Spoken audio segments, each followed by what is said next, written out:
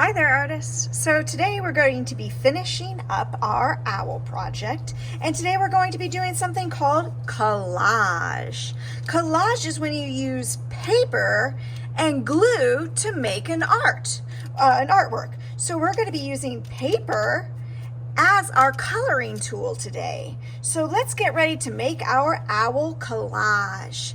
I'm going to go ahead and set this one aside and bring back the one that I started last time.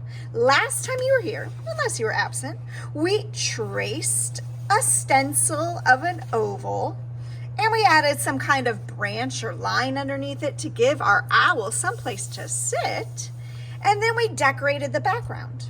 I decorated mine abstractly, meaning I used shapes to make pictures. I did not do something realistic. This one I did realistic. It looks real life. I made animals and a tree and houses and a moon. But this one I made abstract because I just put designs in the background. All right, everybody. So this is what you're going to get today. You are going to get a torn piece of a book. Can you believe it? We're going to be using book pages to make our owl. It's going to look very feathery. So before I get started there, you're also going to get a paintbrush today, but we're not painting with paint. And we're going to be painting our glue. So I've got a glue and water mixture. And I'm going to take my glue and water mixture, wipe it on the lips so it doesn't drip. Not the lips on your face, and I'm going to cover the inside of my owl with glue. I'm putting glue on the inside of my owl, not everywhere on my picture, just inside the oval, because that's going to be my owl. All right, guys, I'm going to try to go so fast so you have more time. All right. And then what I'm going to do is I'm going to tear one piece at a time. I like to make them about that size, about the size that just fits in my hand, not big shape. And I'm going to go around the edge of my owl first using just small tears. That's too big.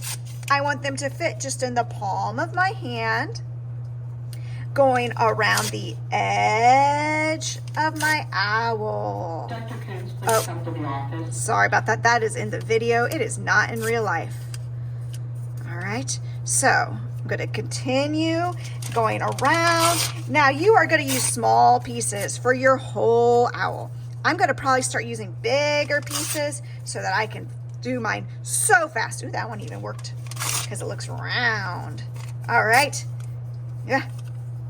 All right, and then I'm going to add some in the middle, but before I do, I might put just a little bit more glue on the very edges of the papers I just put down.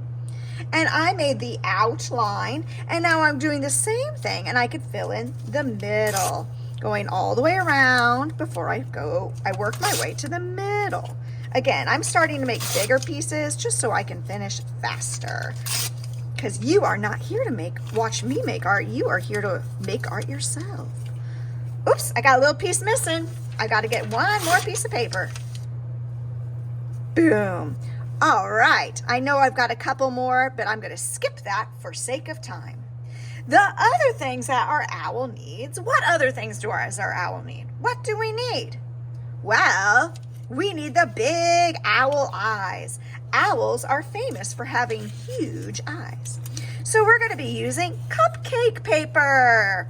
So it might be stuck together and hard to get undone. But you'll need 2 eyes. To get these to glue, there might be a pattern. I'm going to put glue on the bottom of my, what is this? Cupcake paper. There's my glue. And then, should I stick them like that? How about down here? What about over here? Ooh, how do I do it? Ooh, that close together? Ooh, I don't know. How about right here? Oh, rewind. Some of you might have learned that owls have little tufts. They look like little ears. If you want to add little tufts sticking out like that, it could be kind of cute. I'm trying to cut or rip a paper into a triangle-ish shape. And they're not very pointed on the very top of the head, like a cat. I'm kind of having them tilted. I'm gonna put a little glue there. This is extra, but I think it looks cute. All right, then for the middle of the eye, we're gonna use buttons, guys. Buttons are gonna be part of our collage.